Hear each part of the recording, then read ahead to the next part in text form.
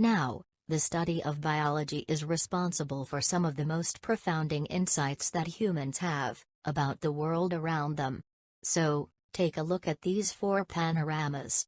In the upper left, you see some bacteria. This happens to be equal line. You obviously see a butterfly, a flower, a dolphin. If you see that at outer space, just look these different forms and structures. You have no idea that they were all related to one to another. So, one of the most profound things that biology told us is that all life on Earth is exceptionally related, similar to one to another. So, for example, all of these life forms rely on DNA and RNA for storing and transmitting and using their genetic and inherited information. They are all based on cells. A cell is the fundamental building block of all life.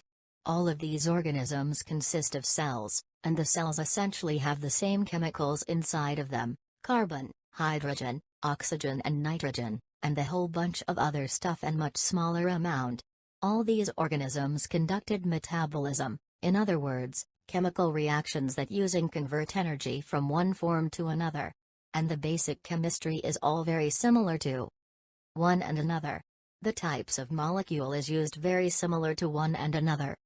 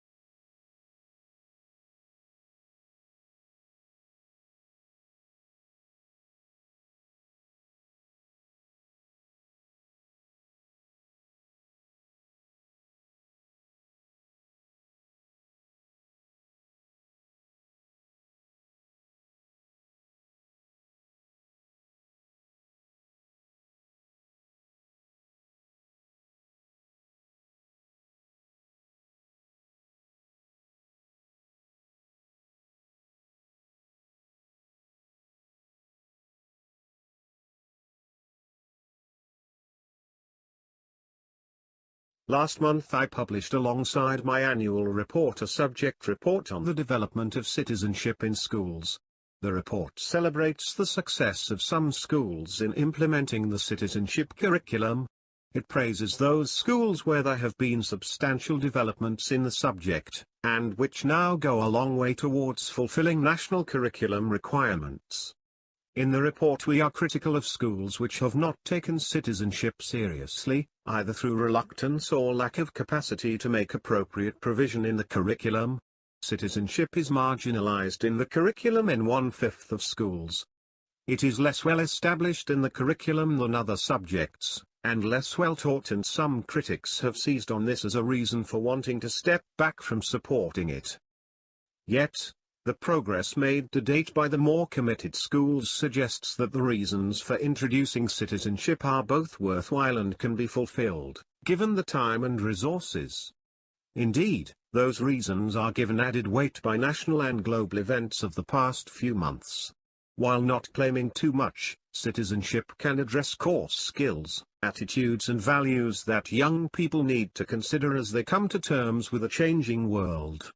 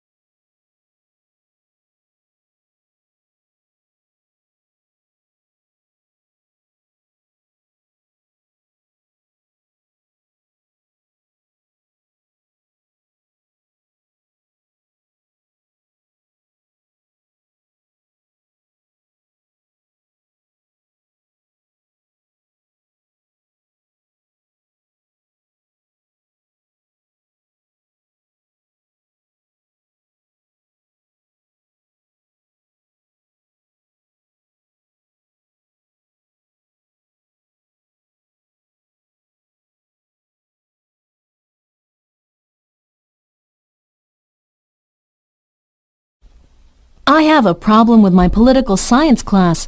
Literally, I know nothing about it and regret taking it. I should have dropped the class. Calm down, Jane. Students take classes to learn. I know, but I am so clueless. I am just not so into the politics, constitution, and laws. And again, the words are so confusing to me. Jane, let me tell you something. Based on my experience, you just need to try. You know, the words may sound difficult, but they are not at all that difficult. Once you get familiar with the vocabulary, basic laws, and events, political science is a very interesting and easy subject. On top of that, you have me to help you. Do you really think so? Yes, I'm sure. Everything's up to you. If you think positively and put effort into it, everything will become easy.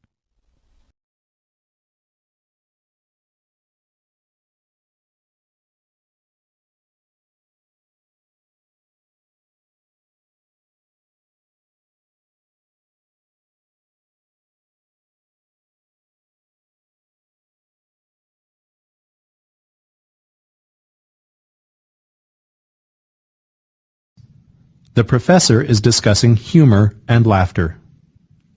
Being amused is a condition we're all familiar with, but what exactly is a sense of humor?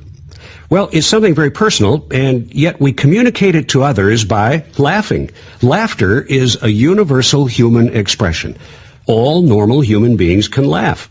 Children as young as 1 month old will laugh. People often laugh together, and people laugh louder and more frequently when other people around them are.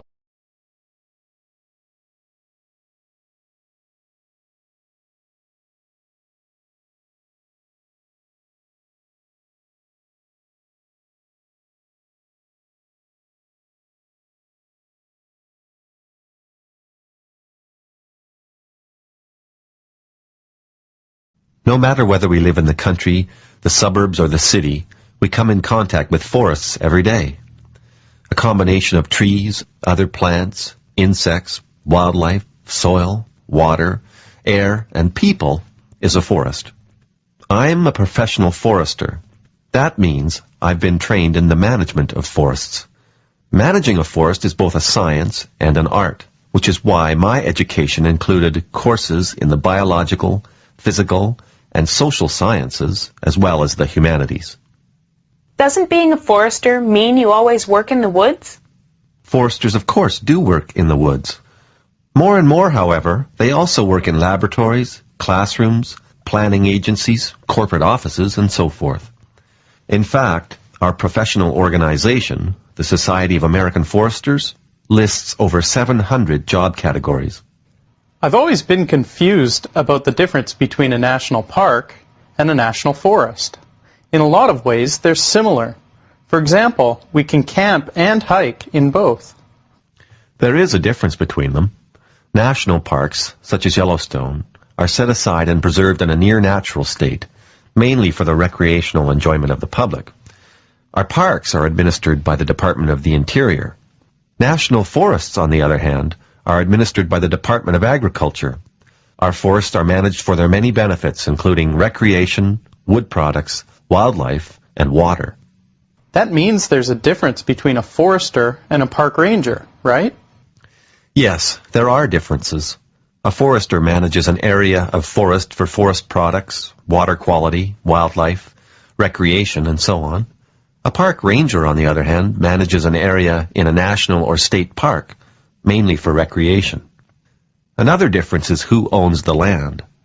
A forester can work on federal, state, or private land, while a park ranger is almost always a government employee. My major is biology, but I'd like to work in the woods, in the area of wildlife preservation. Would that make me a forester or a biologist? Some foresters are primarily biologists, but most foresters majored in forestry management. Foresters and wildlife biologists often work together as a team. Both foresters and biologists want to see that various types of habitat flourish. Deer, for example, require a different habitat than wolves, yet the forest can accommodate them both.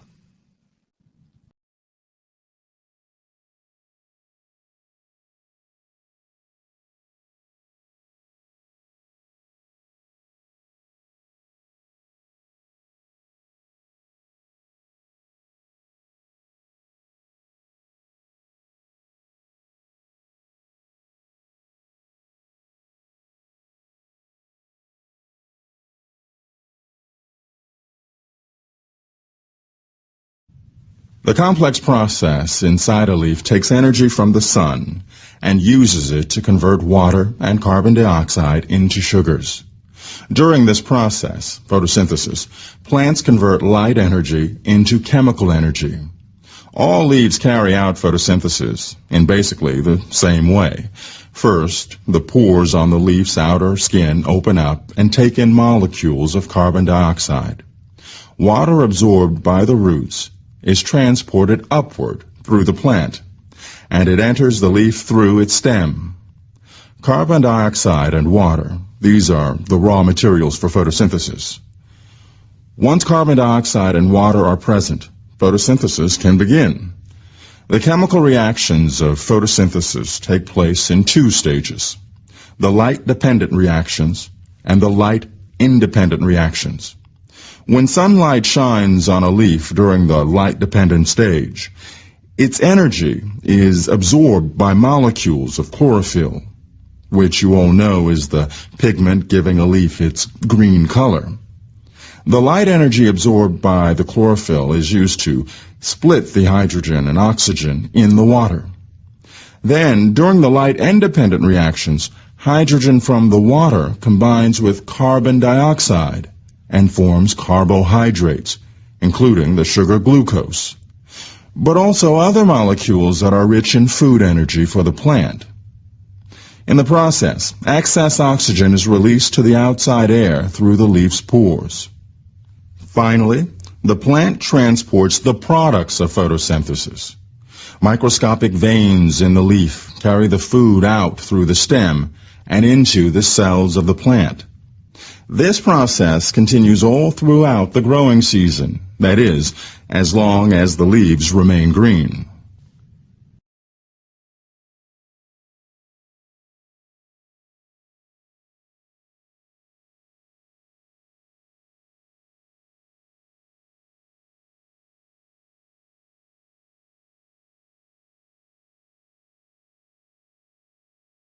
Abandoned pueblos are scattered throughout the southwestern U.S., and at many, archaeologists have uncovered a curious artifact, the skeletons of scarlet macaws. The bird's bright red feathers are known to have been an important status symbol, a signifier of prestige, for people throughout the American tropics and the Southwest, both in the ancient world and today. But macaws are a tropical bird, whose range never extended north of today's U.S.-Mexico border. So how did the Pueblo people obtain the birds? To examine the bird's origin, scientists sequenced mitochondrial DNA found within macaw bones from two sites in New Mexico, Chaco Canyon and the Mimbres region. Turns out nearly 3/4 of the birds had identical mitochondrial genome sequences, meaning the ancient birds came from the same maternal line. That suggests they were all the products of a breeding operation, perhaps in modern-day northern Mexico, rather than a random collection of wild-caught birds.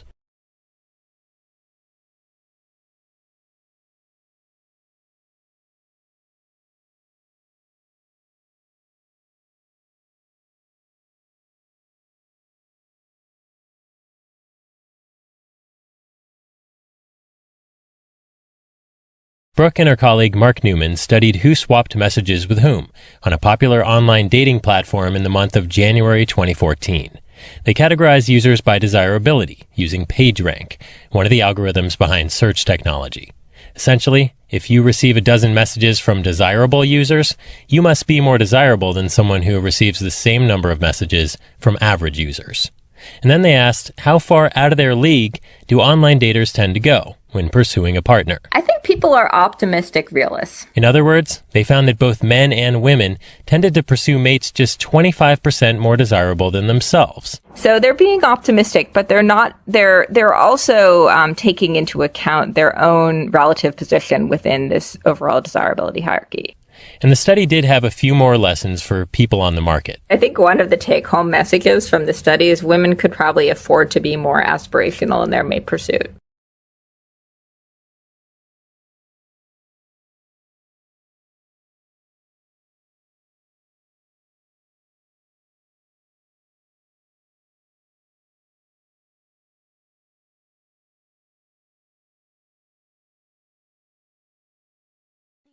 Hi everybody, this is Joe Biden. I delivered a report to President Obama laying out how far we've come since he put me in charge of the Cancer Moonshot. That was back in January. And to lay out a real vision for where we need to go in the immediate future, to do in 5 years what otherwise would take 10, to inject a real sense of urgency into the fight against cancer, and to change the culture and reimagine our system in order to be able to win. You know, when President Nixon declared a war on cancer in 1971, he had no army, he had no resources, and no clear strategy. But after 45 years of progress, funding research, training scientists and physicians, and treating millions of patients, we now have an army. And we have tools, powerful tools. And with the Moonshot, we now have a clear strategy for the road ahead. It matters, folks, because there's a consensus now that we're at an inflection point with science, medicine, technology, all advancing faster than ever and offering real promise. But we can't play by the rules of 1971 when we didn't have this working for us.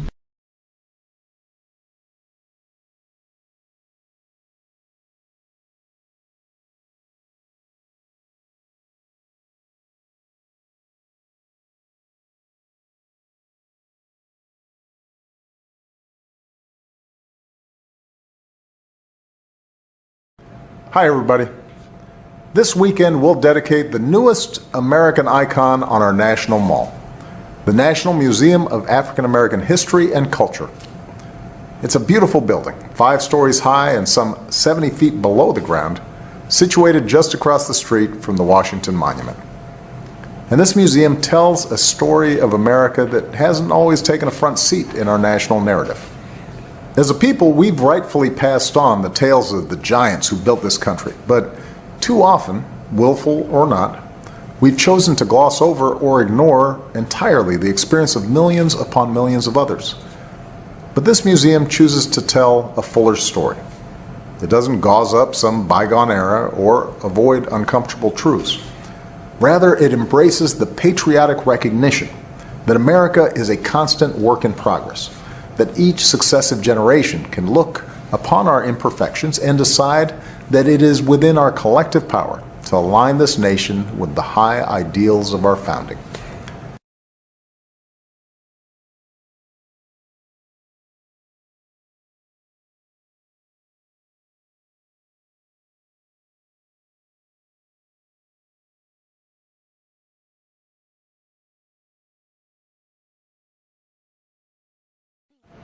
There are a couple different stories you can tell about our economy. One goes like this. 8 years after the worst economic crisis of our lifetimes, our economy has created jobs for 71 straight months. That's a new record. Unemployment has fallen below 5%. Last year, the typical household saw its income grow by about $2,800, the biggest one-year increase ever. And the uninsured rate is at an all-time low. All that is true. What's also true is that too much of our wealth is still taken by the top. And that leaves too many families still working paycheck to paycheck without a lot of breathing room. There are 2 things we can do about this. We can prey on people's worries for political gain, or we can actually do something to help working families feel more secure in today's economy. Count me in the latter camp. And here's one thing that will help right away. Making sure more of our families have access to paid leave. Today, having both parents in the workforce is an economic necessity for many families. But right now, millions of Americans don't have access to even a single day of paid sick leave.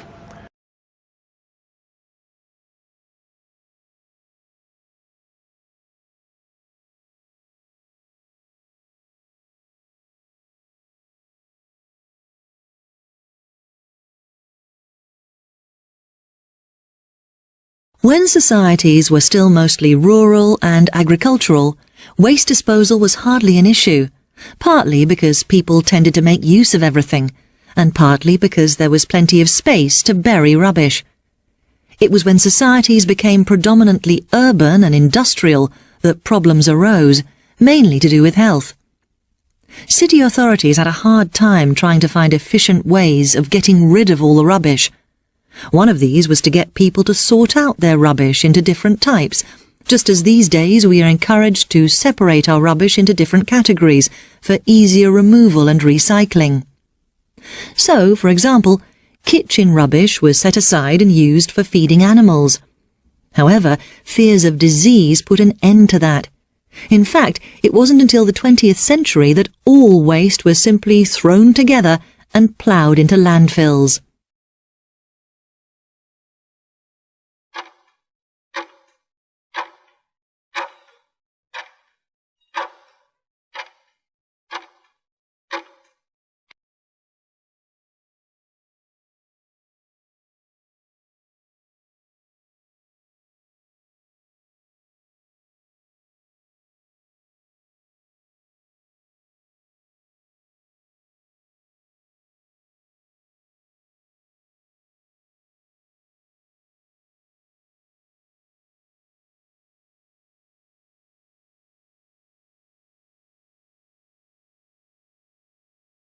Classified advertisements placed by individuals in newspapers and magazines are not covered by the Advertising Standards Authority's Code of Practice.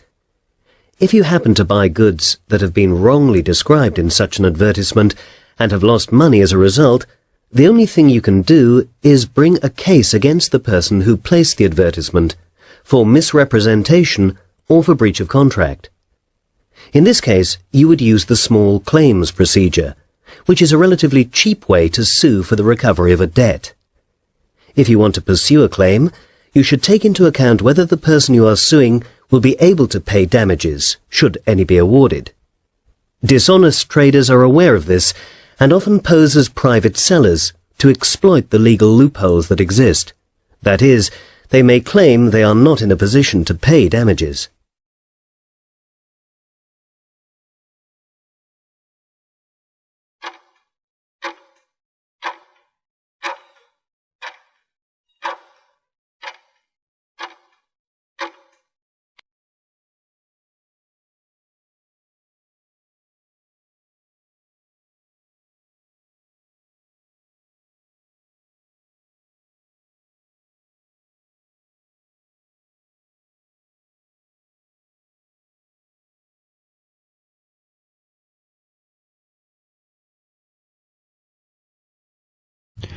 The body of the worker bee is divided into three segments: head, thorax, and abdomen.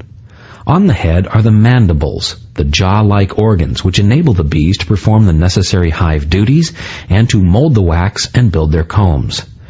The honeybee's 4 wings and 6 legs are fastened to the thorax. Located in the abdomen are the honey sac and the sting, with its highly developed poison sac. The sting is used by the workers for self-defense and for the protection of their colony. The worker uses her sting only once, for in doing so,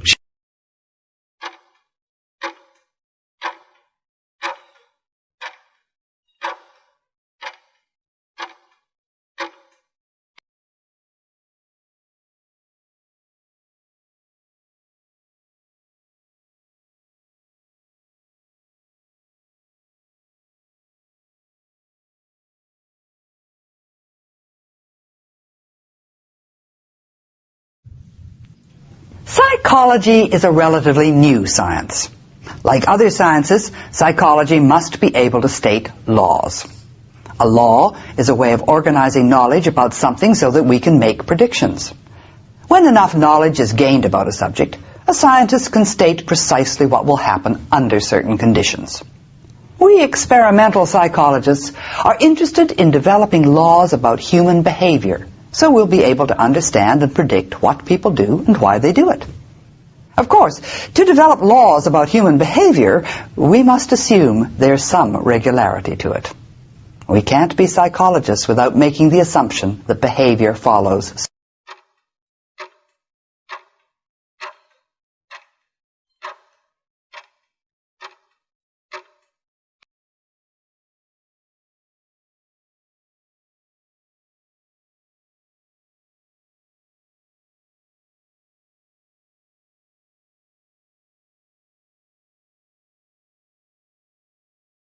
A world-renowned expert on economics and marketing will give a lecture.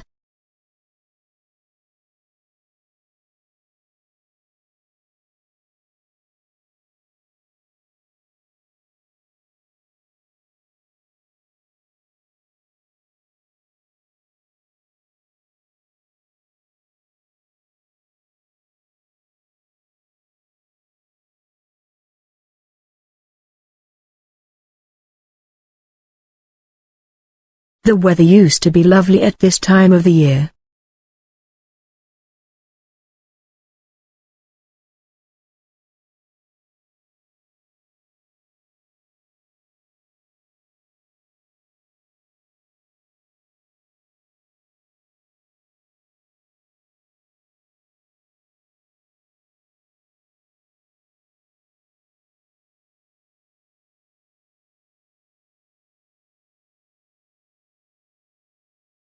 A world-renowned expert of financial management will give a guest lecture.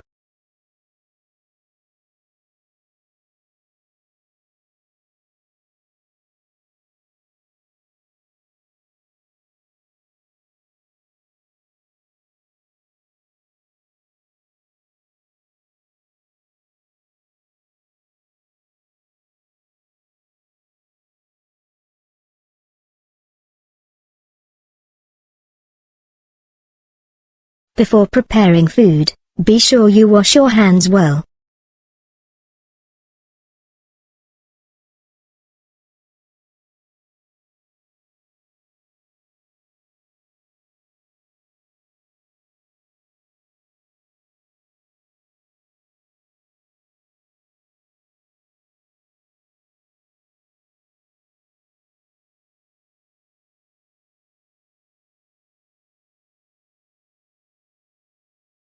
A typical study involves society and science.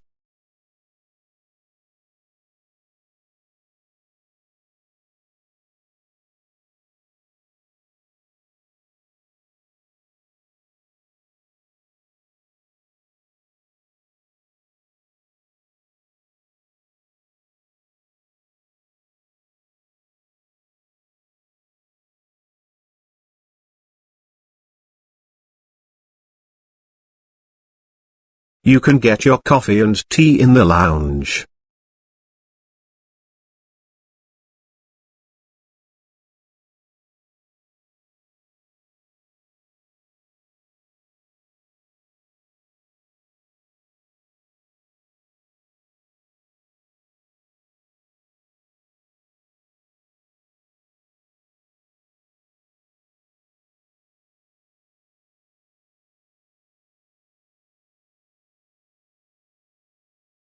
Statistically speaking, the likelihood of this result is extremely low.